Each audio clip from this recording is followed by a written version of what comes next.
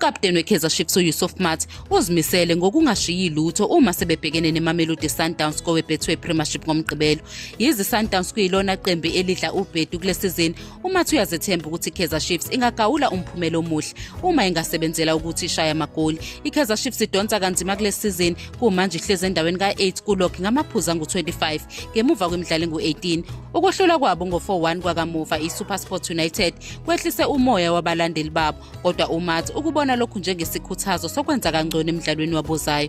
uMaart ukholelwa ukuthi uma bengasebenzisa lokho umqeqeshi uNasruddin Nabi abafundisa khona ekuziqeqesheni bangaba yingozi esabekayo kuMamelodi Sundowns futhi bathole umphumela abawufunayo. Uphinde wagcizelela ukuthi abenzeli muntu ufefe ngokuhlula iSundowns, kunalokho bayawudinga bona umphumela. Amalungiselela lomdlalo asahamba kahle, kanti uMaart unethemba lokuthi bangaphuma phambili uma bebambene njengeqembu futhi bedlale ngokohlelo lomqeqeshi wabo. Umdlalo phakathi kwamakhosi neMamelodi Sundowns uzokuba ngomgqibelo ngomhla ka-1 kuMarch ngo-3:30 ntambama.